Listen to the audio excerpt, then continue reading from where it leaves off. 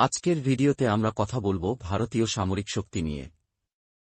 ভারত একটি শক্তিশালী দেশ, যেটি তার সামরিক সক্ষমতা এবং অস্ত্রের আধিকারিক তালিকা দিয়ে বিশ্বের অন্যতম বড় শক্তি হিসেবে আত্মপ্রকাশ করেছে। চলুন জানি ভারতীয় সেনাবাহিনী, নৌবাহিনী, বিমানবাহিনী এবং এর শক্তিশালী অস্ত্র সিস্টেম সম্পর্কে। ভারতীয় সেনাবাহিনী বিশ্বের বৃহত্তম সেনাবাহিনীর মধ্যে অন্যতম।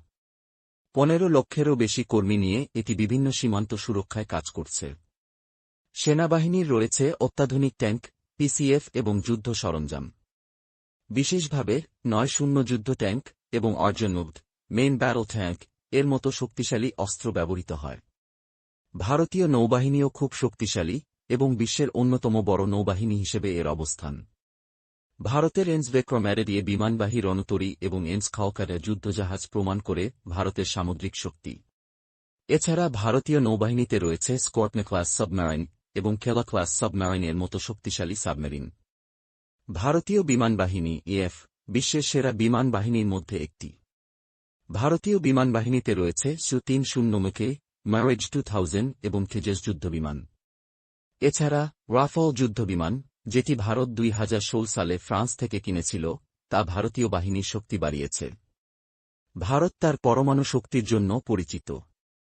ভারত এগনাই, প্রথেবাই, নরবাই এবং শেয়ারে ধরনের মিসাইল উন্নয়ন করেছে, যেগুলি সমুদ্র, স্থল এবং আকাশে চালানোর ক্ষমতা রাখে। এনসারহ্যান নামক পারমাণবিক সাবমেরিনও ভারতের পারমাণবিক শক্তির অংশ। বর্তমানে ভারত আধুনিক প্রযুক্তি ব্যবহারের জন্য নানা ধরনের চিন্তন করছে।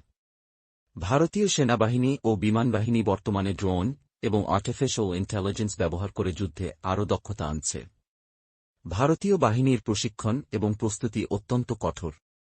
বিভিন্ন ধরনের মালবাজার মহড়া এবং আন্তর্জাতিক প্রশিক্ষণগুলির মাধ্যমে ভারতীয় বাহিনী সারা বিশ্বে প্রতিরক্ষা ও যুদ্ধের ক্ষেত্রে এক অনন্য উচ্চতায় পৌঁছেছে। তো বন্ধুরা, আজকের ভিডিও যদি আপনাদের ভালো লাগে তাহলে দয়া করে লাইক, শেয়ার এবং ফলো করতে ভুলবেন না।